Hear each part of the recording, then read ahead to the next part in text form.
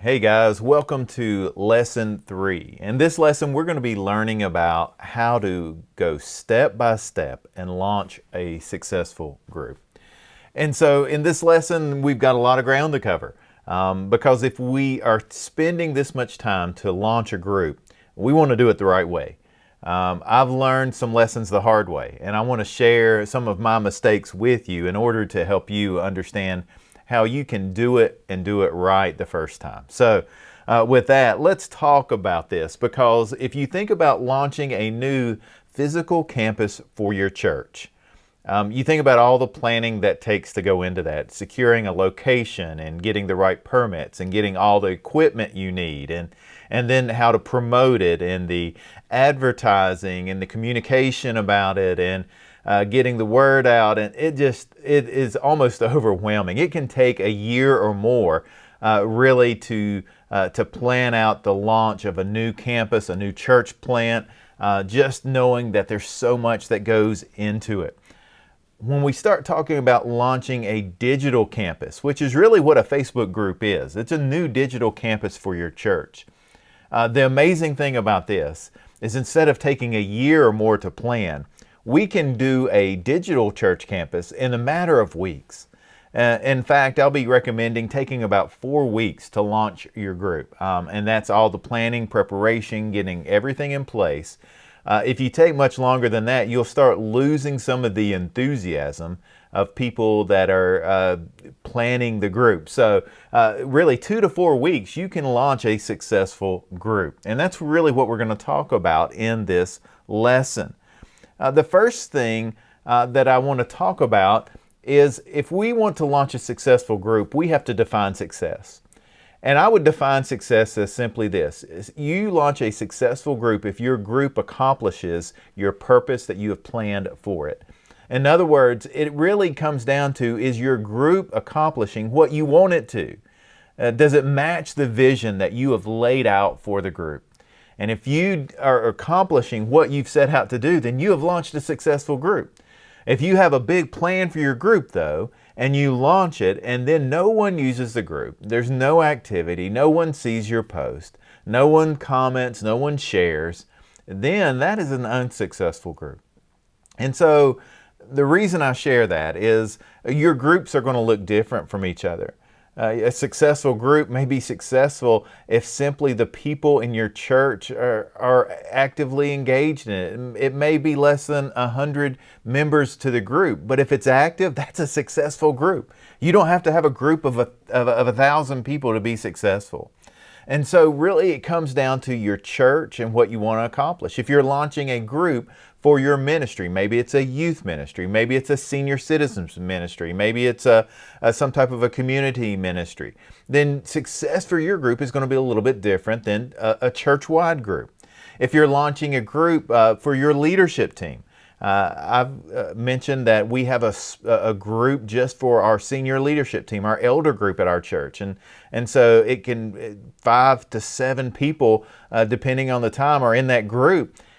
And so success to me is when everyone sees something that we post and then comments or lets me know that they've seen it.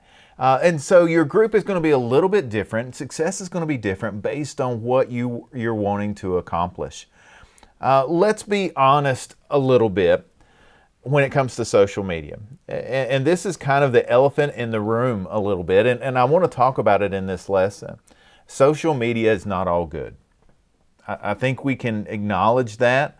We can realize that social media, much has been written, has been discussed about how social media has created division in our country. It's created division politically. We've seen that. It's created division relationally. It's created division racially. And so the truth is that when we're on social media, the algorithms continue to feed us information that validate our viewpoint. They know what we like, they'll know what we respond to, so they'll show us more of that. And it's created a lot of division. And so when I started working on this course, the one of the big reasons I wanted to is I really truly believe this is that if we launch groups for our churches, then we can start overcoming some of these problems that are inherent in social media. And we can do it because we can use groups instead of to bring division, to bring people back together. And you think about that, that's a big goal, but it's an attainable goal. And it just simply means that when we use groups, what we're doing is that we can connect people to God, we can connect people to each other, we can do discipleship through our groups. We can use our groups to help people learn how to follow Jesus in their everyday life. We can use groups to encourage people. We can use groups to help people grow in their faith. And it can help your church connect to your community and even grow your church and grow your church stronger. And so if we can do all of those things, if we have a tool available at our disposal that can accomplish those things, instead of throwing it out, let's jump in and use it the right way. Let's use it to bring people together instead of to divide people farther apart. And so I really believe that our churches can step up and use social media and show the world how to properly use social media. And so instead of creating constant arguments and debates, and we know Jesus even addressed that, don't get caught up in these endless genealogies and debates and discussions and old wives' tales. And so that was happening even in the first century. But it happens today as well. And so we have to be careful not to get caught up into all the debates, the distractions, the conflict. And instead, let's start sharing the hope that we have in Jesus through our groups. And so that's really why we want to do this. Let's talk about the Facebook algorithm real quick, and then we'll jump into our 5 steps that we'll be looking at today for how to launch our groups. When it comes to the Facebook algorithm is simply how Facebook chooses what to put in your newsfeed. And so what you see, this is something that many people don't realize, that each person, as you log into Facebook, you are seeing a customized, personalized newsfeed. And so what you see will be very different than what your best friend sees. What you see may be different than what your wife or your husband sees. And so the people in your church are seeing different news feeds that are customized just to them based on what they've liked, what they've interacted with. Facebook, their algorithm is simply their educated guess on what you want to see. And so when it comes to Facebook pages and groups, Facebook has made the decision, and they did this back in 2016, and then in 2018 they improved upon it. But what they've decided is that people don't want to hear from organizations as much as they want to hear from friends and family. And so they placed a higher priority on friends and families, their posts showing up in your newsfeed. And since you're connected with your friends and family in groups, they promoted groups as well. So your posts in groups will have a much higher organic reach, and your reach is just how many people actually see it. The organic part is those that see it not just naturally without you paying or boosting it. Your organic reach is very high for posts and groups, as opposed to your post and Facebook pages. Your organic reach is very low. And again, you could say Facebook did this to help people actually see posts that they want to see from their friends and their family. But the truth is they also did it because they needed monetization. And the way they were able to monetize the platform and to get money to keep growing shareholder value, let's be honest, this is a business, but it helps for you to understand this, is that they ask pages to pay for reach. And so what that means, if you post something on your Facebook page, they've decided as an organization, they want you to pay so that people will see it. And you can do that by boosting a post. And so it's a major source of income for Facebook in addition to their advertising. And so that just helps us to understand. At this time, there's no way to boost a Facebook group post. And so there's no way to add money to it to get more people to see it.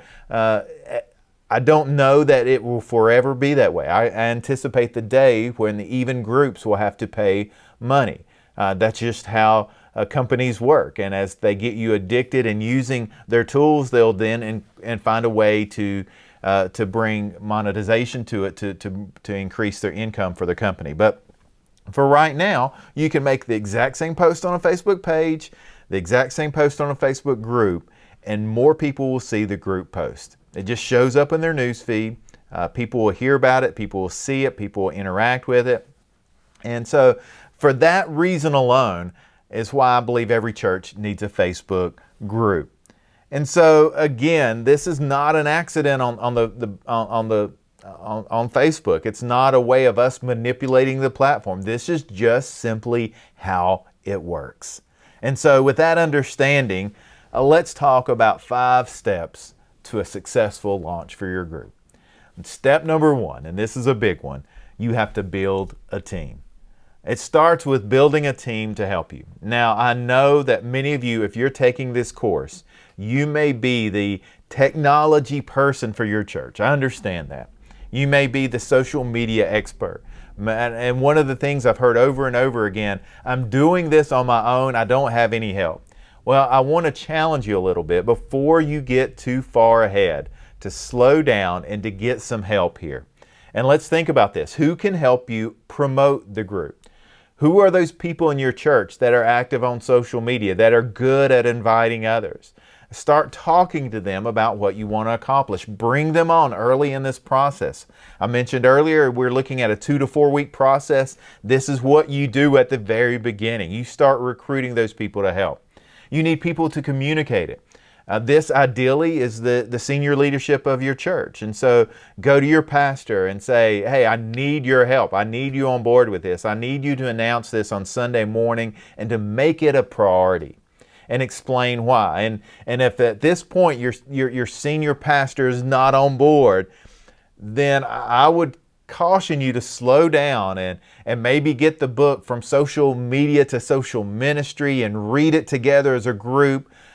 Just kind of back up, slow down, and get a common vision before you move forward. Because if you launch a group and you don't really have buy-in from the leadership of your church, it's not going to be successful. So you need people to communicate it. You need people to share about it. And so who in your church is good at creating promotional videos? Who at your church is good at creating some graphics that you can use to share this? And so maybe it's just simply getting on Canva and creating a whole host of different graphics that you can use to promote it on Instagram and on Facebook and through your email and through your church website and just getting all of those materials in place before you even start. And so you'll need some help with that. And so recruit those people that can help you do a video. A video as simple as what I'm doing here, just a single camera, a microphone, a decent lighting, a nice environment. You can do that anywhere. And so just creating a video, a promotional video to help launch the group. So you need some people that can help you do that. You need to recruit some people that will help you moderate the group. And so once you launch it, you need help approving new members. You need help going through comments and answering questions and taking prayer requests. You need help. There'll be some cases possibly, not a lot, but there may be some times that you'll need to remove a comment or encourage someone or take down a comment and send them a message and explain why. And some of that, and you'll need some people to do that. And it needs to be more than one person. Because let's face it, if you're at the beach on a vacation, you don't want to have to be interacting and dealing with problems on a Facebook group. You want to be enjoying your family. So who can help? Who can come along beside you? And so as you think about this, you'll need people to post on the group. And so getting your leaders to buy in early on in the process and maybe even start committing and planning out what they're going to post. I believe that it's great when you launch a group to have the first month kind of to have a plan for it, to have it programmed out, to say this is what we're going to do the first week. These are the posts we're going to focus on. The second week, here's what we're going to do. The third week, here's what we're going to do. Then as you start getting a feel for what is working, what is working, then you can really incorporate more and more people to help. And so again, this is why you need to build a team. And I would just caution you not to launch this until you have that team in place. It's better to wait a few weeks. It's better to wait a month or two and go ahead and build this than to launch something and to launch it poorly. So the first step is to build a team. The second step is to start developing your plan. Nona Jones says this in her book. She says, since people are already on Facebook and are maybe also connected to your page, letting them know that your Facebook campus, your Facebook group is coming, it doesn't require more than a few weeks notice. In fact, I found that too much lead time can make people anxious because they're already on Facebook and they want to join the group as soon as they hear about it. And so again, we're not talking about a long, drawn-out plan, but I do encourage you to actually write it out, to plan, to prepare, to go ahead, start building the group. And so we've talked a little bit about the public and private and groups and the visible and non-visible. Go ahead, create the group, make it private and make it non-visible. You can change this later. Go ahead and create the group. We talked in the last lesson about group rules, about membership questions. Go ahead and get all of those in place. Go ahead and get your cover art in place, your profile picture, your moderators in place, your admins. Get everything in place before you launch it publicly. And so this is part of your planning. You can even schedule posts. And so you can go ahead and start scheduling some posts out so that once it launches, that you've got some pre-planned content.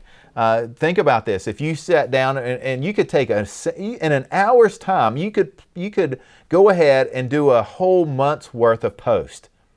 Now, think about that. That's pretty incredible that we can do that. But once you sit down and you just start doing some posts, doing some content, right? Asking some questions. Once you get that planned out, you can do that. You can schedule it in advance.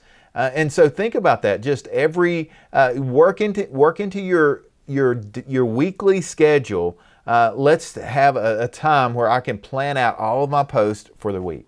And so that really makes a huge difference. Part of your plan, part of developing your plan is developing your timeline. When is this launching? When are we going to start advertising it? When are we going to announce it on Sunday morning? When is the big launch day that we're going to push? And I'm going to talk about launching it big. So I'm going to encourage you to pick a single Sunday that you're pushing everybody. You flip the switch, you turn it on, you go from private or go from non-visible to visible, and you let everyone know about it. And so this is the big Sunday, the big launch day.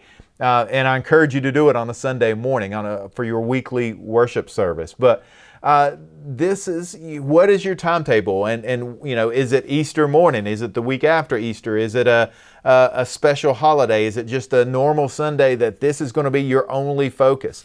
Whatever that date is, that's your launch date. You start backing up from that and making your plan. And so that's thinking through all your group rules, your membership questions, your teams in place, now your plans in place. So now that brings us to step number 3. And step number 3 is you're going to promote it everywhere. Now, let me talk about this. If we're going to launch this and we're going to get as many people as we can involved, we've got to do a good job of promoting it. And so you can promote it a number of ways. Start thinking now about how you communicate with your church. If you communicate through email, okay, let's use that. Let's use email. What about text messaging? Okay, we've got a service to do that. We're going to use that to promote this group as well. What about your small groups? You're going to send a message to all of your small group leaders explaining what you're doing, inviting them to join, bring them on, and get them on board with the purpose and the vision of the group and launch it too. You're going to build some excitement for this.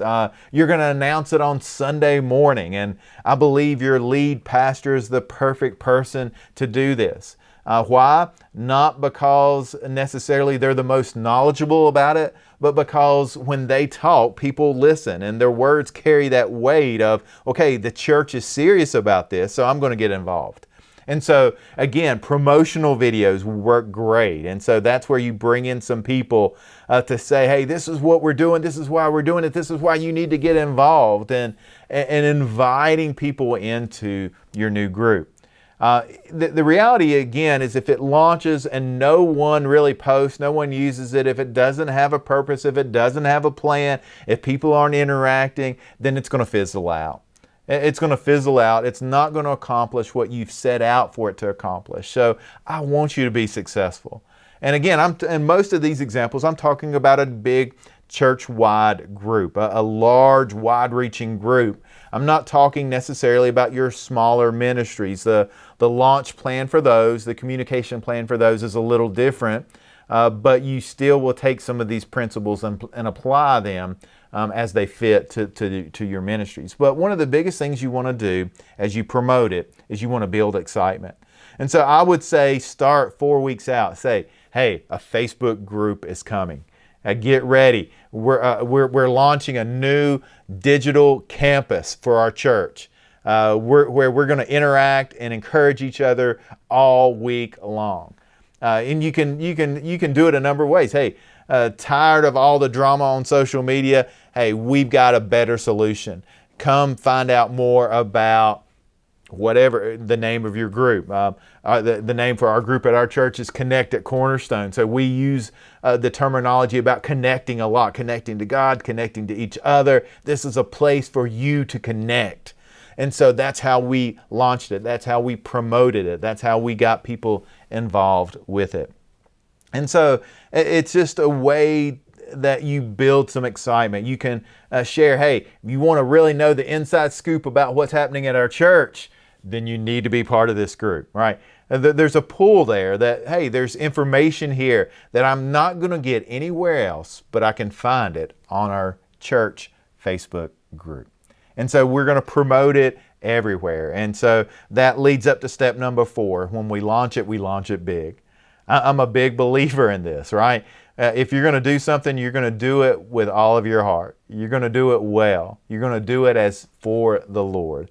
And so we're going to launch it big. You've got to make a big deal about it. The mistake most churches make, they'll communicate it on a Sunday morning. They'll talk about it. They'll mention it one week, and then they forget about it. And what you see is that you'll see this time after time. A church or a pastor or a leader goes to a conference. They get a new idea. They explain it. They hope everybody's going to get behind it. They launch it, and then they forget about it. And 6 months later, nobody's using it. It's fizzled out. They figured out it was a waste of time, money, resources. That's not what we want. If you launch this, we want to launch it big. We want to do it the right way. We want to do it in a way that gets people excited. Nona Jones, again, I keep going back to her book. It's so good. And so if you've not read it, I highly, highly encourage it. She said this: you grow your Facebook campus the same way you grow your real life campus. You tell people it's there constantly. This is where your marketing and your communications teams will be indispensable. In my experience, Facebook campuses that start off with a bang and then fizzle are the ones where people are invited to join on launch day, but they never hear it mentioned again. People join it on launch day, but then it just becomes another thing, nothing more than background noise in their already crowded news feed. That's not what we want. So we want to launch it big. So how are we going to do that? Let's talk about this a little bit. Let's talk about how we can launch it and launch it big. So what are some ideas? One, we've already talked about all the ways you can promote it, all the ways you can announce it. So how can you build some extra excitement and launch it? What about if you gave away free t-shirts to everyone for joining the group? Now you may say, well, that's silly, but hey, that's one way that can build excitement. What about you do some free giveaways on the group itself? And so, hey, if you join the group, hey, join it, and you're going to get a chance to win, hey, whatever it is. Maybe as simple as some gift certificates to local establishments. What about, I've been part of groups before where I've seen this work and work really well. They'll post a gift card to Starbucks, or if you have Starbucks, this works well. If you don't, then maybe not, but they'll put a $100 gift card on the church Facebook group and say, hey, just scan this barcode and get you a free drink. And just use, and you just ask people, hey, just use it one time, please. Let as many people as possible use this. And then, each person can just go to Starbucks, scan it, they get a free drink until the money runs out on that gift card. So you can do things like that to build excitement, giveaways and excitement. Then you can do some Facebook Live videos.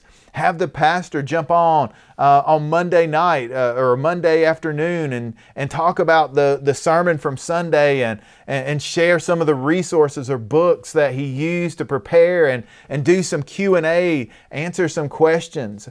What about saying, hey, we're going to get some people together in a messenger room. And they have rooms and groups, and we'll talk about that in a future lesson. And we're going to have a Bible study discussion about the Sunday's message, or we're going to go through a book study and study something new. On every Wednesday night, we've got book study time for our Facebook group. What about, I'm just, think about what's your favorite worship song? Post a YouTube link to your favorite worship song. What about creating a poll to vote on your favorite worship song? What about, again, you can go on and on and on, thinking of ways you can get people to interact and excite, to launch this group, to launch it big, to get people using it.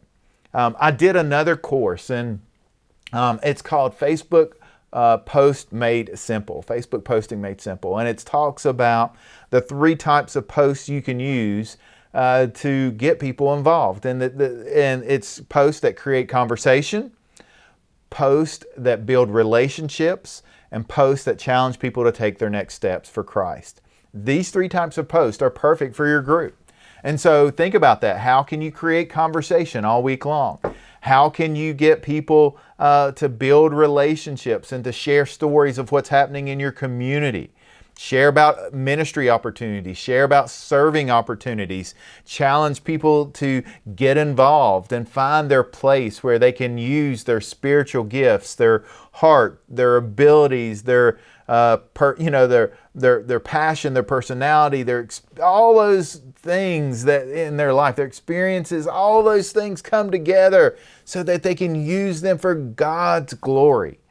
And so I encourage you to use your Facebook group to get people to do that. And one of the best ways to do that is just to constantly remind people, hey, we want to see you posting too. So invite them to post. You do that from the church on Sunday morning. The pastor saying, hey, I want to encourage you this week on your group, on our Facebook group, share this. You're inviting people, right, to share. Tell me a story about how you came to faith. I want to hear your story. Where were you? Who led you to Christ? How did you find out about Jesus? Or when were you baptized? And tell me experience about that. What do you remember about it? And so when we do things like that from the pulpit, we invite people to participate. We invite people to contribute.